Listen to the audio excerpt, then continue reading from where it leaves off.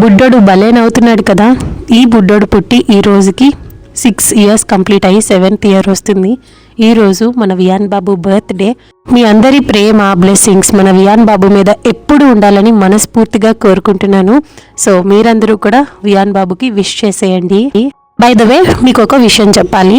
ఈ వీక్ అంతా every alternate day video post చేద్దాం అనుకుంటున్నాను. బికాస్ నేను కొంచెం బిజీగా ఉన్నాను. ఇగోండి బుడ్డోడి బర్త్డే హడావిడిలో. వన్స్ ఇదంతా కంప్లీట్ అయ్యాక ఫ్రీ అయిపోతా. అప్పుడు మళ్ళీ రెగ్యులర్గా వీడియోస్ పోస్ట్ చేస్తాను.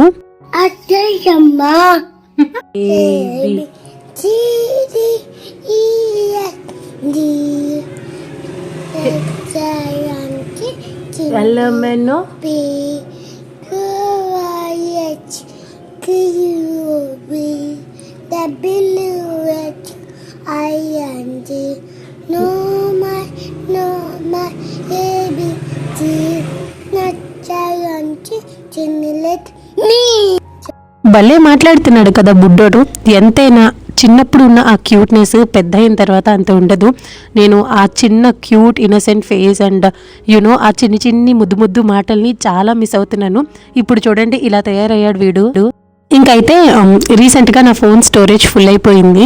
ఆ టైంలోని డేటా క్లియర్ చేసే ప్రాసెస్లో కొత్తగా పోస్ట్ చేయాల్సిన వీడియోస్ డిలీట్ చేసి ఆల్రెడీ పోస్ట్ చేసిన వీడియోస్ ఉంచేశాను. సో కొంచెం డేటాని రిట్రీవ్ చేసుకోవాల్సింది. అందుకనే మీకు వీడియోస్ అటు ఇటు వస్తాయి. యాక్చువల్గా అయితే ఈరోజు మా హస్బెండ్ ట్రావెల్ వ్లాగ్ని పోస్ట్ చేయాలి. కాకపోతే అది డిలీట్ అయిపోవడం వల్ల వన్స్ రిట్రీవ్ అయిన తర్వాత పోస్ట్ చేస్తాను. ప్రెజెంట్ అయితే ఆయన ఊరు వెళ్ళిన తర్వాత మా రొటీన్ ఎలా ఉందో ఈ వ్లాగ్లో మీరు చూస్తారు.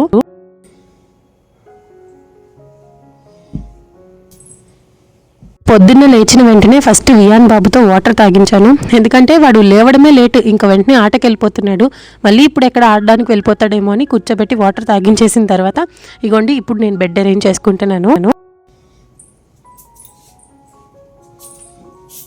అండ్ రీసెంట్గా ఒక వీడియోలో మేము బెడ్ కస్టమైజ్ చేయించుకున్నామని చెప్పినప్పుడు అక్క డీటెయిల్స్ క్లియర్గా షేర్ చేయండి సో దట్ మాకు హెల్ప్ అవుతుందని అడిగారు. నాకు కూడా ఫుల్ ఇన్ఫర్మేషన్ తెలియదు. వన్స్ మా హస్బెండ్ వచ్చిన తర్వాత ఆయన్ని అడిగి అప్పుడు మీతో షేర్ చేస్తాను.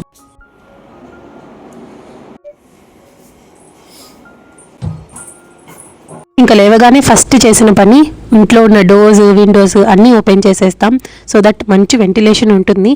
అండ్ మాకు ఫస్ట్ సన్ రైజ్ డైరెక్ట్గా ఇంట్లోకి వస్తాయి కాబట్టి చాలా బాగుంటుంది అనమాట. ఇదంతా ఆయన డ్యూటీ. కాకపోతే ఈరోజు నేను చేస్తున్నాను.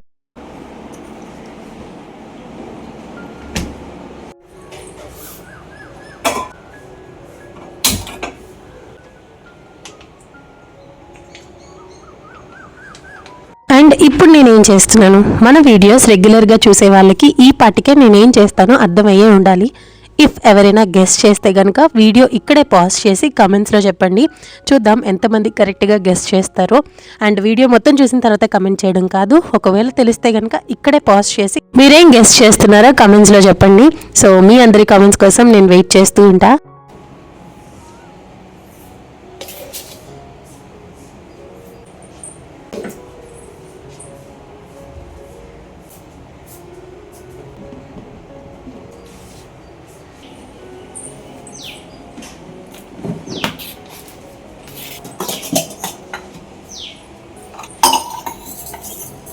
నాకు తెలిసినంత వరకు మీరందరూ టీ ప్రిపేర్ చేస్తున్నానేమో అని అనుకొని ఉంటారు. But your guess is wrong. నేను ఇప్పుడు బోర్న్విటా మిక్స్ చేస్తున్నాను. మా అత్తగారిని అడిగాను మామ బూస్ట్ తాగుతావా అని. ఓకే అన్నారు. ఇంక అందుకనే ముగ్గురికి బూస్ట్ కలిపేసా. రష్మి ఏమ్మా పొద్దున్నే వచ్చా? ఆగు బువ్వ తెస్తాను. ఈ ఆవు రెగ్యులర్గా మా ఇంటి దగ్గరికి వస్తుంది. లక్ష్మి అని పిలిస్తే చాలు చక్కగా పలుకుతుంది అని పిలిచిన వెంటనే వస్తుంది కూడా. నాలాగా ఇలా ఆవులంటే ఇష్టం ఉన్న వాళ్ళకి పుట్టింటోళ్ళు పెళ్లి చేసిన తర్వాత బంగారం పెట్టాలా ఆస్తులు ఇవ్వాలా అని ఆలోచించే కన్నా ఇలా ఒక ఆవును కొనివ్వండయ్యా బాబు. ఎందుకంటే మనుషులకి సేవ చేసుకునే కన్నా ఇలా ఆవులకి సేవ చేసుకుంటే అట్లీస్ట్ పుణ్యమైనా వస్తుంది. పుణ్యం పురుషోత్తం పక్కన పెడితే ఆవుకి సేవ చేసుకుంటే ఎక్కడ లేని పాజిటివ్ ఎనర్జీ ఉంటుంది తెలుసా. మనుషులకి ఎంత సేవ చేసినా ఇంకా దే విల్ ఎక్స్పెక్ట్, లేకపోతే ఇంకెలా చేయించుకుందామా అని ఆలోచిస్తారే కానీ ఓకే ఏదో చేసింది కదా అని మాత్రం అర్థం చేసుకోరు. నేను పెళ్లి చేసుకొని ఇక్కడికి వచ్చి మా అత్తగారిని చూసిన తర్వాత ఇప్పుడు నేను రియలైజ్ అవుతున్నా మా పేరెంట్స్కి నేను ఒక సింగిల్ డాటర్ని. నేను పెళ్లి చేసుకొని వచ్చేసాను. ఒకవేళ మా పేరెంట్స్కి ఏదైనా బాగాలేకపోతే అప్పుడు చూసుకునేది ఎవరు, అప్పుడు ఎలా అని ఆలోచిస్తేనే భయం వేస్తుంది. ఇప్పుడు మా అత్తగారికి ఏదైనా బాగలేకపోయినా ఏదైనా నేను చూసుకుంటున్నాను, కోడలుగా ఉన్నాను కాబట్టి. బట్ మా పేరెంట్స్కి అలా కోడలు ఎవరు లేరే, మరి చూసుకునేది ఎవరు? అందుకేనేమో ఆ రోజుల్లో కొడుకు ఉండాలి అనేవారేమో. నాకు తెలిసి ఈ ఫీలింగ్ నా ఒక్కదాందే కాదు, ప్రతి ఒక్క సింగిల్ డాటర్ పెళ్లి చేసుకుని వచ్చిన తర్వాత వాళ్ళ పేరెంట్స్ గురించి ఇలానే ఆలోచిస్తుంది. కాకపోతే బయటికి చెప్పుకోలేదు అంతే. చాలా మాట్లాడేశాను కదా, హార్ట్ అంతా చాలా హెవీగా ఉండింది. బట్ మాట్లాడిన తర్వాత some what it is feeling better now. సరే, ఇంక ఇక్కడ నేను ఏం ప్రిపేర్ చేస్తున్నానంటే మార్నింగ్ బ్రేక్ఫాస్ట్గా ఇడ్లీ రవ్వ కాదు, సారీ అదేంటి బియ్యం రవ్వ ఉప్మా చేస్తున్నాను. ఈ సమ్మర్స్లో బియ్యం రవ్వ ఉప్మా చాలా చలవ చేస్తుంది తెలుసా, ఎందుకంటే అందులో పెసరపప్పు వేసుకొని చేస్తాం కదా, హెల్త్కి కూడా చాలా మంచిది. చాలా ఈజీగా ప్రిపేర్ చేసుకోవచ్చు, టేస్ట్ కూడా చాలా బాగుంటుంది. ఎన్ని చాలా లక్క, నువ్వు ఎంతలా చెప్తున్నావేంటక్క అనుకుంటారేమో. ఒక్కసారి రెసిపీ ట్రై చేయండి, టేస్ట్ చేసిన తర్వాత మీకే అర్థమవుతుంది. ఇంకా లేట్ చేయకుండా ప్రాసెస్ చూసేద్దాం.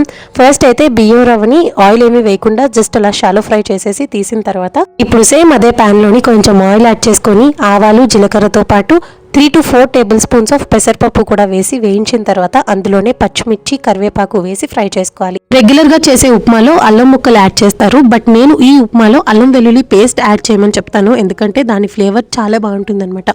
సో మీకు ఇష్టం ఉంటే అల్లం ముక్కలు యాడ్ చేసుకోవచ్చు, లేకపోతే ఇప్పుడు నేను చూపించినట్టు ఉల్లిపాయ ముక్కలు వేసిన తర్వాత జస్ట్ ఒక కొంచెం పావు స్పూన్ మాత్రమే అల్లం వెల్లుల్లి పేస్ట్ కూడా యాడ్ చేసి అది ఫ్రై చేసుకున్నప్పుడే అందులోని రుచికి సరిపడా ఉప్పు కూడా వేసి కొంచెం ఒక 2 నిమిషాలు అలా ఫ్రై చేసుకుంటే సరిపోతుంది.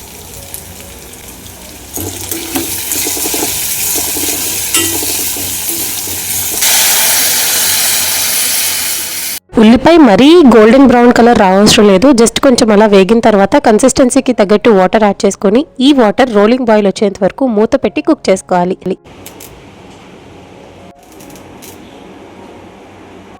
వాటర్ బాయిల్ అవుతున్నప్పుడే ఒకసారి ఉప్పు చెక్ చేయండి, సరిపోతే పర్వాలేదు, సరిపోకపోతే అడ్జస్ట్ చేసుకుని ముందుగా ఫ్రై చేసి పెట్టిన బియ్యం రవ్వ కూడా వేసి అంతా కలిసేలాగా మిక్స్ చేసుకొని మూత పెట్టేసి లో ఫ్లేమ్లోని మినిమం ఒక 5-10 మినిట్స్ అయినా బియ్యం రవ్వని ఉడకనివ్వాలి. వన్స్ బియ్యం రవ్వ ఉడికిందంటే ఆ ఉప్మా అంతా కూడా కేక్ లాగా అయిపోతుంది అనమాట. మీకు చూపిస్తాను చూడండి.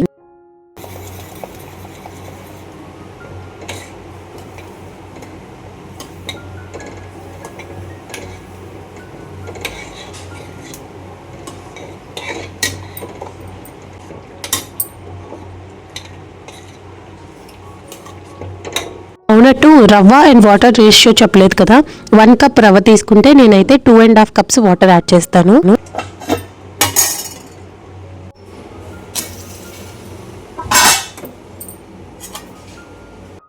రవ్వ ఉడికిందంటే ఇలా కేక్ లాగా వచ్చేస్తుంది. ఇంకా వెంటనే స్టవ్ ఆఫ్ చేసేసి సర్వ్ చేసుకోవడమే, అంతే. బియ్యం రవ్వ ఉప్మా రెడీ అయిపోయింది. వేడి వేడిగా ఈ ఉప్మా తింటుంటే ఎంత బాగుంటుందో తెలుసా. ఇందులో అల్లం వెల్లుల్లి పేస్ట్ యాడ్ చేయడం వల్ల సెపరేట్గా మనకి పక్కన చట్నీ కానీ పచ్చడి కానీ ఏం అవసరం లేదు. ప్లెయిన్ ఉప్మా అలా తినేసినా చాలా బాగుంటుంది. చిన్నప్పుడు మా నాన్నమ్మ ఈ ఉప్మా ఎక్కువ చేసి పెట్టేది, బట్ అప్పట్లో తినేదాన్ని కాదు. కానీ ఇప్పుడు దీని వాల్యూ తెలిసిన తర్వాత వారానికి 1-2 టైమ్స్ అయినా ఇది రెగ్యులర్గా ప్రిపేర్ చేస్తూ ఉంటాను. నిజంగా అండి, నేను చెప్పడం కాదు, ఒక్కసారి మీరు రెసిపీ ప్రిపేర్ చేసి టేస్ట్ చేసి చూడండి, అప్పుడు మీకే తెలుస్తుంది. ఇంకైతే ఉప్మా రెడీ అయింది కదా, వేడి వేడిగా ఒకరి తర్వాత ఒకరికి సర్వ్ చేస్తున్నా. ఫస్ట్ మా అత్తగారికి పెట్టించేసాను.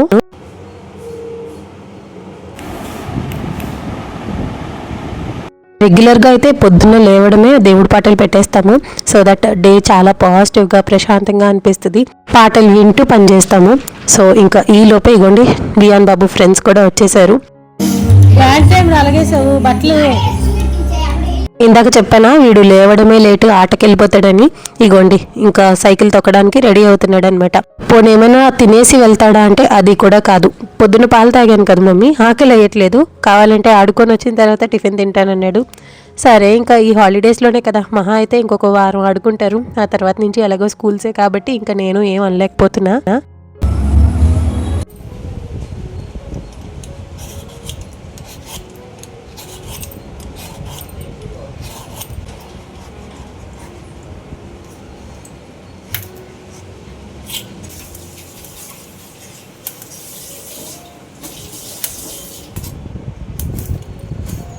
ఇంకైతే ఈరోజు మధ్యాహ్నం లంచ్లోకి మామిడికాయ పప్పు చేద్దామని చెప్పి కట్ చేస్తున్నాను.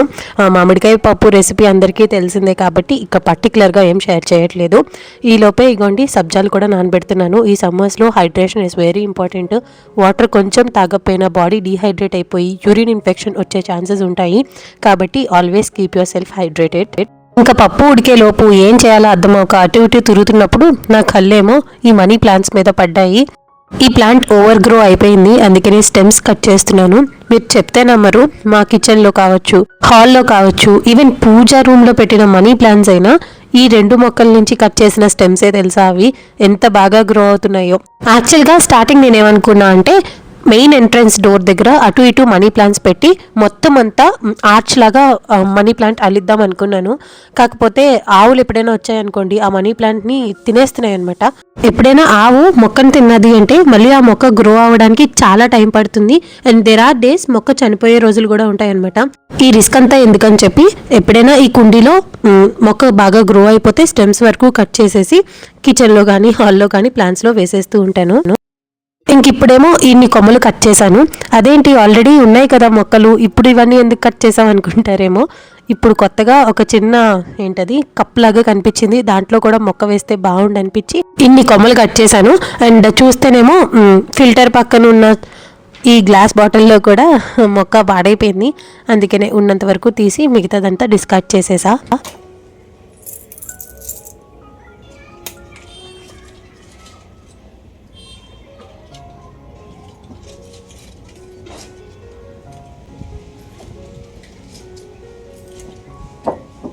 ఇంతకుముందు ఈ బాటిల్లో ఒక్క కొమ్మ మాత్రమే ఉండేది, ఇప్పుడు ఇన్ని కొమ్మలు పెట్టాను అనమాట.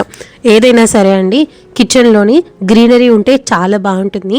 అండ్ మాది చాలా చిన్న కిచెన్ అనమాట, అందుకనే ఉన్న దాంట్లోని ఎక్కడైతే పాసిబుల్లో అక్కడ మొత్తం ఇలా గ్రీన్ ప్లాంట్స్ని అరేంజ్ చేసుకున్నాను. ఆర్టిఫిషియల్వి పెట్టచ్చు, బట్ దేని అందం దేని పాజిటివ్నెస్ దాంట్లోనే ఉంటుంది. అఫ్కోర్స్ ఆర్టిఫిషియల్వి చూడడానికి బాగుంటాయి, ఈజీ మెయింటెనెన్స్ కూడా, బట్ ఈ న్యాచురల్గా పెంచుకునే వాటిలో ఉన్న పాజిటివ్నెస్ దాంట్లో ఉండదు. ఇఫ్ ఇన్ కేస్ మనకి వేరే ఆప్షన్ లేదు అన్నప్పుడు ఆర్టిఫిషియల్వి పెట్టుకోవచ్చు, కానీ అవకాశం ఉన్నంత వరకు న్యాచురల్గా పెట్టడానికే ట్రై చేస్తాను నేను. ఇంక ఇప్పుడు నేను ఎక్కడికి రెడీ అవుతున్నానంటే వియాన్ స్కూల్లో బుక్స్ తీసుకోవడానికి వెళ్తున్నాను. చిన్నప్పుడు ఇలానే మంచిగా రెడీ అయ్యి మా నాన్నతో కలిసి స్కూల్కి వెళ్ళి రిజల్ట్ చూసుకునేదాన్ని. రిజల్ట్స్ ఇచ్చిన రోజే మాకు బుక్స్ కూడా ఇచ్చేసేవారనమాట. సో ఇంటికి వచ్చేటప్పుడు నాకు వచ్చిన పర్సంటేజ్ బట్టి మా నాన్న నా కోసం అయితే బిస్కెట్ కానీ లేకపోతే చాక్లెట్ కానీ కొనిచ్చేవారు.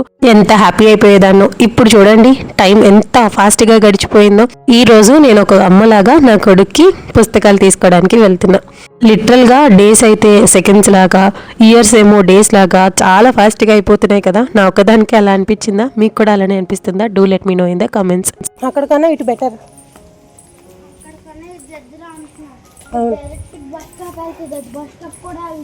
మరి ఇంకేటి వెళ్తుంది? బస్ స్టాండ్కి కదమ్మా ఇది డైరెక్ట్గా. పక్క నుంచి సైకిల్ తొక్కునా, నా మీదలే ఎందుకు తొక్కుతావు?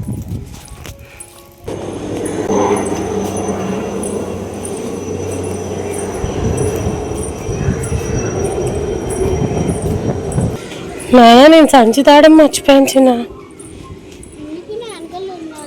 తర్వాత వచ్చేసాం బస్ స్టాండ్కి. ఇదే మా ఊరి బస్ స్టాండ్.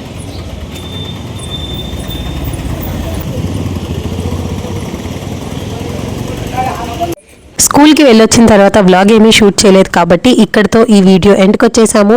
వీడియో నచ్చినట్టయితే లైక్ చేయడము, ఒక మంచి కమెంట్ పెట్టడము, అలానే ఛానల్ని సబ్స్క్రైబ్ చేసుకోవడం మాత్రం మర్చిపోవద్దు. సో ఇది వాళ్ళ వీడియో. మళ్ళీ ఇంకొక మంచి వీడియోతో మీ ముందు ఉంటుంది మీ లావణ్య. అంతవరకు టేక్ కేర్ అండ్ బాయ్.